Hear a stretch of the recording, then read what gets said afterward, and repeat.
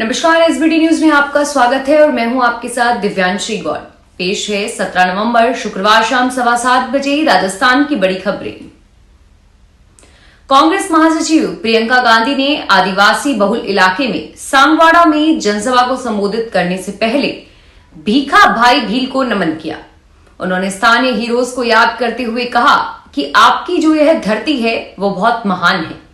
प्रियंका ने कहा कि धर्म के आधार, जाति के आधार पर राजनीति हो रही है। प्रियंका ने गायत्री मंत्र सुनाते हुए कहा कि गायत्री माता हमारी संस्कृति की रक्षा करती है। उन्होंने कहा कि सब धर्मों का आदर करना चाहिए। राजनीति की नींव है और यह हमारे दिल से यह भाव होना चाहिए कि हम जनता को सर्वोपरि माने, जनता का अधिकार, जनता का हक वापस उनके हाथों में दे, और यह कांग्रेस पार्टी की नीति है। आर्टिफिशियल इंटेलिजेंसी के जरिए डीप फेक वीडियो के कई मामले सामने आ चुके हैं। प्रधानमंत्री नरेंद्र मोदी ने भी शुक्रवार को डीप फेक वीडियो को लेकर चिंता जताई और पत्रकारों से लोगों को जागरूक करने की अपील की। मोदी ने कहा कि अपना भी एक किस्सा साझा किया। उन्होंने कहा कि हाल ही में मैंने एक वीडियो देखा जिसमें मैं गाना गा रहा था। मुझे पसंद करने वाले कुछ लोगों ने मुझे भेजा। बता दें कि मोदी दिल्ली स्थित भाजपा मुख्यालय में दिवाली मिलन कार्यक्रम में संबोधित कर रहे थे। पीएम ने कहा कि मीडिया को इस संकट को लेकर लोगों को आगाह करना चाहिए और साथ ही यह भी कहा कि डीप फेक समाज में अशांति पैदा करता है। उन्होंने कहा कि जेनरेटिव एआई के माध्यम से बनाए गए किसी भी वीडियो या तस्वीर पर डिस्क्लेमर होना जरूरी है। यह भारतीय प्रणाली के सामने एक बड़े खतरे में से एक है। लोगों को इससे सतर्क रहने की जरूरत है। केंद्रीय सड़क परिवहन और राजमार्ग मंत्री नितिन गडकरी ने दावा करते हुए कहा है कि देश को वैश्विक महाशक्ति बनाने और आत्मनिर्भर भारत का सपना केवल भाजपा ही पूरा कर सकती है। गडकरी ने शुक्रवार को जयपुर के झोटवाड़ा विधानसभा क्षेत्र से भाजपा प्रत्याशी एवं सांसद कर्नल राज्यवर्धन सिंह राठौड़ के समर्थन में चुनावी सभा को संबोधित कर रहे थे। उन्होंने कहा कि भाजपा अपने लिए नहीं बल्कि देश के लिए काम करते हुए वह देश के हर एक नागरिक की मजबूती के लिए काम करती है। इसलिए इस चुनाव से न केवल राजस्थान का बल्कि भारत का भी भाग्य बदलने वाला है। राजस्थान के पूर्व उप मुख्यमंत्री एवं कांग्रेस नेता सचिन पायलट ने कहा है कि विधानसभा चुनाव प्रचार में प्रधानमंत्री मोदी को जनता का समर्थन नहीं मिल पा रहा है। टोंक से कांग्रेस प्रत्याशी पायलट ने शुक्रवार को यहां मीडिया से रूबरू होते हुए यह बात कही। उन्होंने कहा कि भाजपा का नेतृत्व अब कर रहा है चिंता, क्योंकि भाजपा का स्थानीय नेतृत्व के कैंपन में दम नहीं रहा। दिल्ली के नेता आ रहे हैं, सब मंत्री, संतरी प्रधानमंत्री भी आ रहे हैं, फिर भी इन्हें जनता का कोई समर्थन नहीं मिल रहा है। राजस्थान की हवा भी अब दम घोटने लगी है। भिवाड़ी, चूरू, धौलपुर, गंगानगर में स्थिति दिल्ली जैसी हो गई है, जहां AQI 400 के ऊपर रहा है और वहीं जयपुर में भी AQI लेवल 300 के ऊपर पहुंच गया है। हेल्थ एक्सपर्ट्स की सलाह है कि ऐसी स्थिति में हार्ट, अस्थमा और COPD के मरीजों को सतर्क रहना चाहिए। पॉल्यूशन कंट्रोल बोर्ड से जारी रिपोर्ट देखें तो जयपुर में आज लगातार दूसरे दिन AQI का लेवल रेड कैटेगरी में रहा। शहर के आदर्श नगर, राजा पार्क, ट्रांसपोर्ट नगर एरिया में AQI लेवल 321 रहा। उत्तर भारत से चल रही ठंडी हवाओं से राजस्थान में सर्दी बढ़ने लगी है। बीती रात माउंट आबू राज्य का सबसे ठंडा इलाका रहा।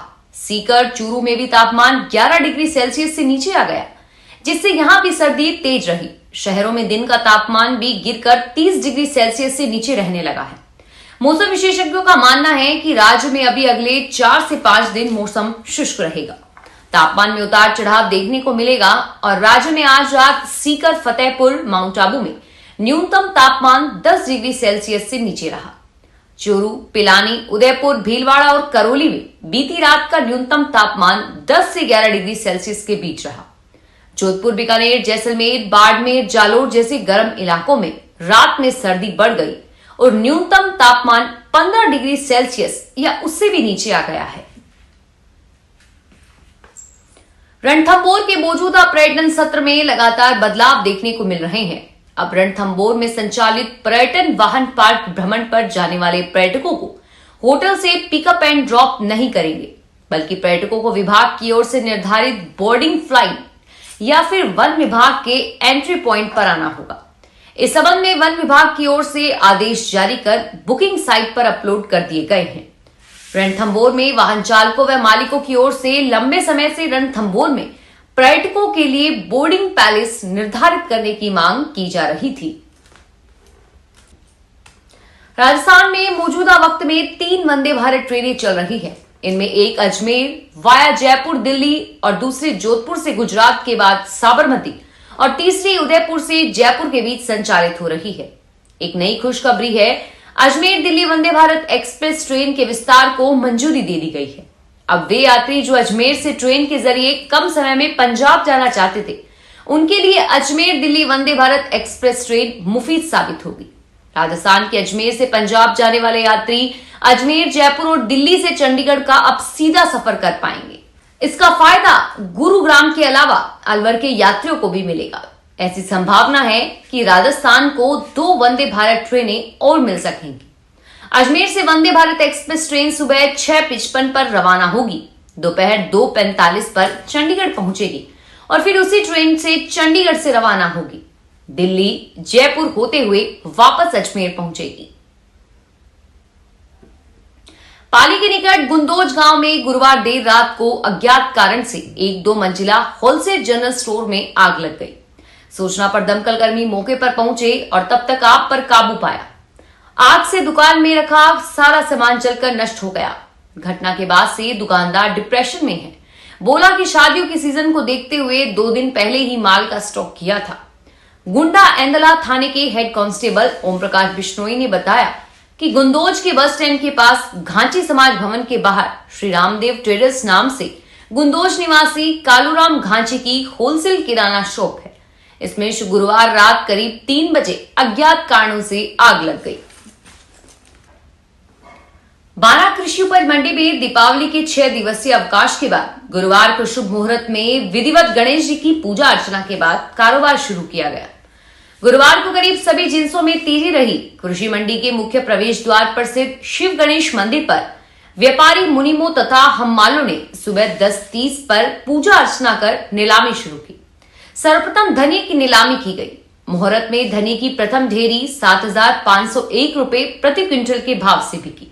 लहसुन मंडी में भी शुभ मुहूर्त में नीलामी शुरू हुई, जिसमें सबसे पहली नीलामी रिकॉर्ड 55,000 रुपए प्रति क्विंटल के भाव से छुटी। राजनीति के मैदान में उतरने की मंशा से भीलवाड़ा में शिक्षा विभाग व नगर विकास न्यास के 2 कर्मचारियों ने स्वैच्छिक सेवानिवृत्ति ली है, लेकिन राजनीतिक दलों से टिकट नहीं मिला। हालांकि टिकट के लिए प्रयास भी किए और नामांकन भी भरा। टिकट नहीं मिलने पर पर्चा वापस उठा लिया।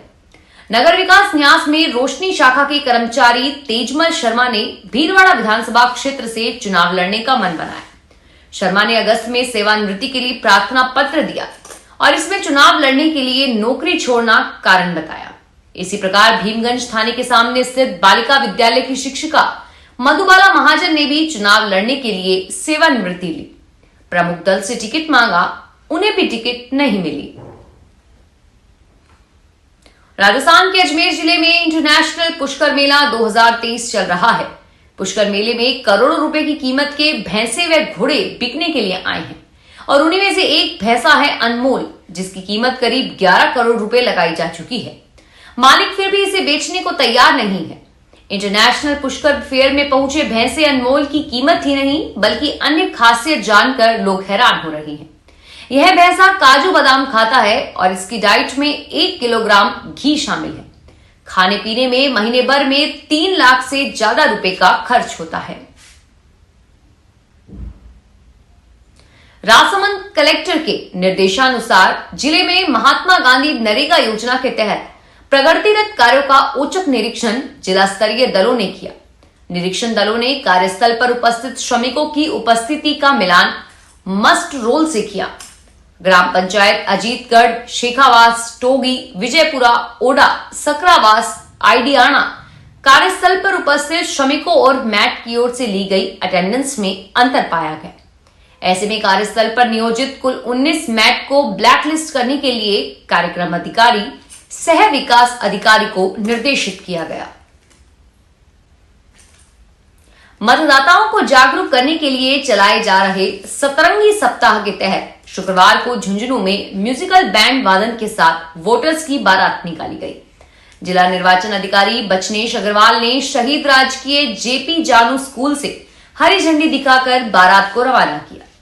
रैली 1 नंबर रोड से होते हुए नगर परिषद में संपन्न हुई और इस दौरान श्रमिकों और स्काउट गाइड द्वारा मतदान के दिन घरों से निकलकर ज्यादा से ज्यादा संख्या में मतदान करने की अपील की और उसके बाद मतदाताओं को शपथ दिलवाई।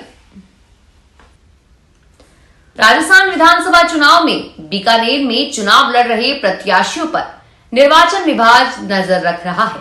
प्रत्याशियों की ओर से किए जा रहे चुनाव व्यय पर निगरानी के लिए जिला निर्वाचन विभाग की ओर से चुनाव व्यय अनुवीक्षण प्रकोष्ठ गठित किया हुआ है। इस बीच कई प्रत्याशियों ने अब तक के खर्चे का जो ब्यौरा दिया है उसमें महज 200-500 रुपए खर्च होना बताया है। हालांकि एक प्रत्याशी अधिकतम 40 लाख रुपए तक खर्च कर सकता है। प्रत्याशियों के चुनाव कार्यालयों में भी सुबह से रात तक समर्थकों की भीड़ जुट रही है। ऐसे में उनके हजारों रुपए का रोजाना खर्च हो रहा है। फिलहाल इस बुलेटिन में इतना ही और फिर हाजिर होंगे तमाम बड़ी खबरों के साथ।